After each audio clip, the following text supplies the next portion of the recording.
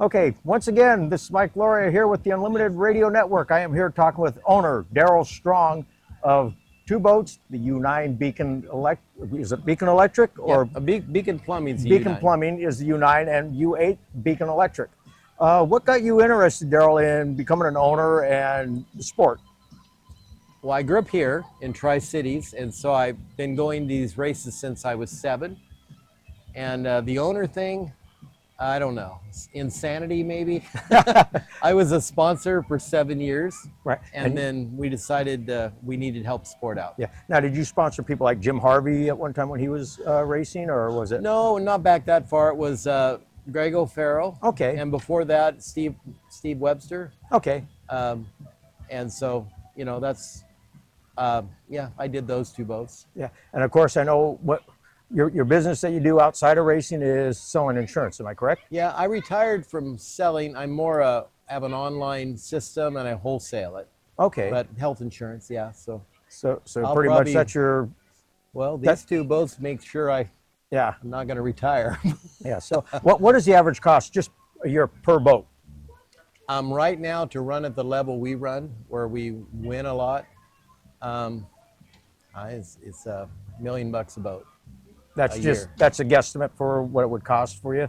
That's a little low from the last 2 years, actually. So it's actually higher than that. Yeah, we might have been spending 2.5. Now we get a really nice, almost $1 million from Beacon. They're a great sponsor, and now we've built up our infrastructure. We built up our shop. We have all our equipment. We have 13 gearboxes. They're $100,000 each. We have 4 motors, and we'll get back up to 7 motors. So we're building those right now. So once you get to that level, it'll probably get a little cheaper. But if you're not spending $500,000, $600,000, $700,000 a boat a year, you're not going to win. You're just going to be middle of the pack type of thing. I'm not wired that way. Yeah, you go out there to win. Yeah, I do. And of course, I know the big cry right now is when are the owners going to get national sponsors? Well, technically, we know that Flavor Pack is a national sponsor. Yours is more regional. Regional, yeah. Like that, and then you expand upon that. Yeah, we want national sponsors. We talk to a lot of them. I think between myself and Bruce Ratchford owns these two boats. Right. He's my partner in Hydrotown, which we run the whole sport. And we've been talking to a lot of national sponsors. Hopefully we can get something next year, but you have to build the sport. You have to redo the media, and we're talking to some streaming channels about getting on. And at Madison, our live feed, we had 82,000 views. That was good. Pretty good for our sport. Yeah. So, now, on the average, I know when they were doing this prior to when you guys came in to help jump on and with the media trailer and all that kind of stuff, you would see sometimes like maybe 200-300 people during their live stream. Now that is picked up. Yeah, by Tuesday, so a lot of people came back and watched it. It was by Tuesday after Madison, we had 82,000 views. Yeah, so some of those are repeat clicks, as they would call it. Like that. And of course, now I talked with your wife earlier, and she says right now you also talk with some networks as some possibilities. So yep, and we're getting out there and like hiring Tanner Faust to be one of our announcers with Brad. It's just our strategy is to attract race fans from other sports. Yeah. Now, do you encourage other people like us, the Unlimited Radio Network? Basically, we're an independent type of thing, and we are doing some live streaming, but we're also doing something through radio.co, which is strictly audio. Do you encourage other people to come on and do this kind of stuff? Yeah. Because the more eyes and ears you got out there? Yeah, the more exposure, the better, and you can always call me for an interview. Bruce would be the same way. We've reached out to anybody we know that's trying to do a podcast or some kind of website or something and say, hey, we're available, Right. And try to, everybody that loves this sport and wants to do something, we encourage. Yeah. Now, I heard in an interview that, David Newton did with him. He talked about, teaming up with possibility of like some foundations, like doing stuff for cancer or whatever the case may be. Do you see your teams doing any of that kind of stuff? Maybe doing something, maybe let's say for mental illness or suicide prevention? I think it'd be great. I missed the second day. You must have talked about that on the second half of the interview. Yes, I didn't think hear it was. Yeah. But no, I think it'd be awesome. We've done stuff like that in the past.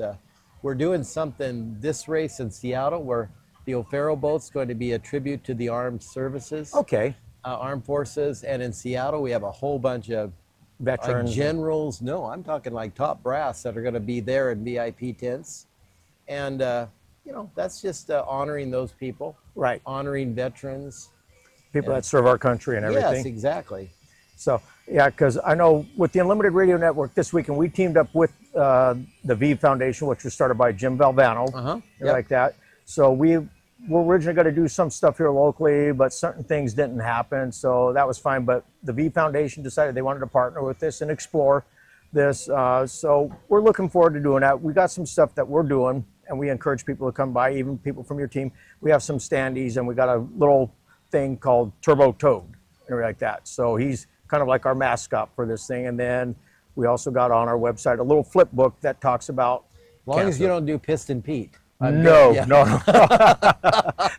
that could be bad.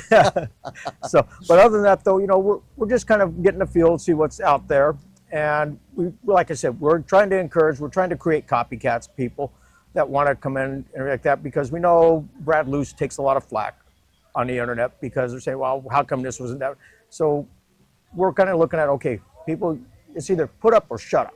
And for Brad, it's more my fault than Brad. Yeah. I'm the one paying all those media people, and we've just had some internet issues that we've had to work through. And if you look at our media people in our trailer, Madison's the first race they've ever seen live in their life. Right. So there's a learning curve, and thank God we have somebody like Brad. Yeah, You so know, everything's working good for you, Yeah. and we wish you guys the best of luck. Who knows which boat's going to win the Gold Cup this weekend? So we wish you guys As long all. as it's one of these two, I'm good. Yeah. No, I mean, I say we're in this to have good racing.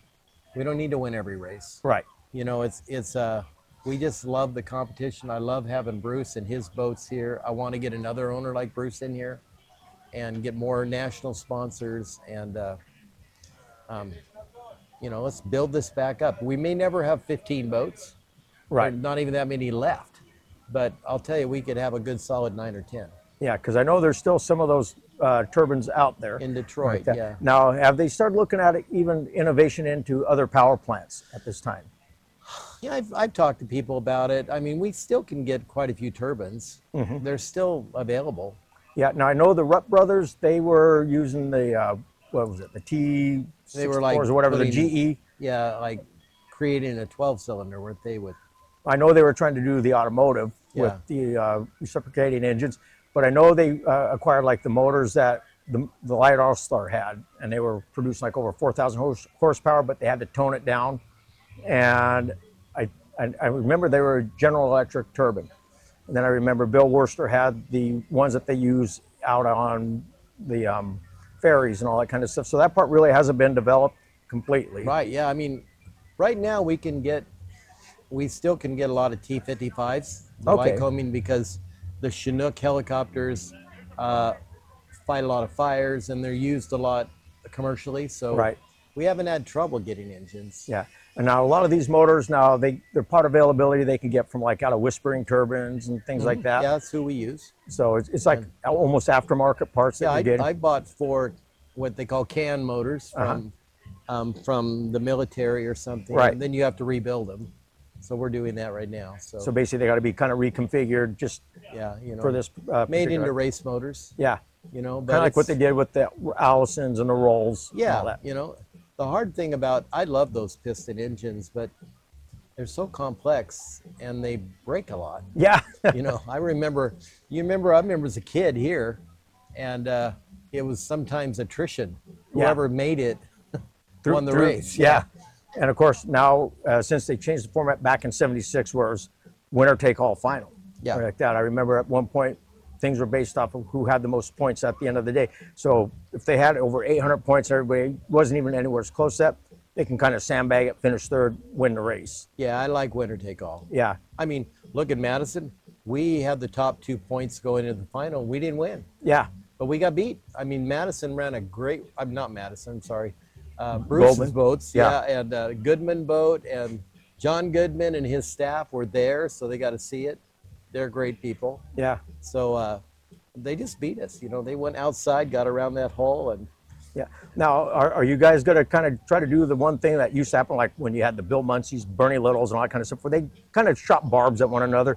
Do you think we're ever going to get back to that, where we can get the media probably to help play into that stuff? we haven't so far. I mean, we like each other. So Yeah. Well, I we've mean, known each they other a liked long each other time. too, Yeah, but yeah, I know that they used to I shoot guess barbs at one another.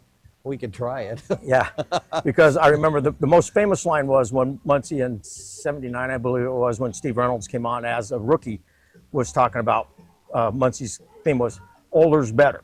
Steve came up from behind him at an interview in Seattle. Older may be better, but younger is a hell of a lot faster. Maybe we can get the drivers to do that. They're more competitive than we are. Yeah, and there's all kinds of things I know that can be done. And I know we need to bring the personalities back. Yeah. And everything like You know, we have the people that did Deadliest Catch and I think 6 other reality shows. They're going to be here this week. Good. They've been interviewing people, and we're trying to get a show like that. So it's all of this stuff together. Yeah. This sport is, I mean, you see it, and it's just It's fun actually to an go extreme to. sport. It's an It is- extreme sport. That's what I said. It's an extreme sport, not a racing series. Because anytime you'll never see anything like these boats live. And of course, I know people, they look at this, this is just, yeah, but it's also entertainment. And of course, one of the things I always try to tell people is when you're out there watching these guys and everything like that, I know the political climate now is entered. I'm trying to tell people, keep it out of it. This is entertainment. People come to watch. They don't want to. The thing is, if we burn Jet A diesel, yeah, we don't do that much in a year because we're not on the water that much. yeah, We might do, I don't know, maybe 50 gallons a year. yeah. So now some of these, like you mentioned Seattle, where they're doing stuff for the military type things. And we also do something, Tri-Cities and Seattle, for fallen policemen. Okay. So their families come here on Friday. Then our team is doing a reception for them in our VIP tent. And we put their names on, we'll get stickers. Pictures and. Well, we get their names on our boats, on the tails. And then the families come and get to see that and get to be in the pits on Friday.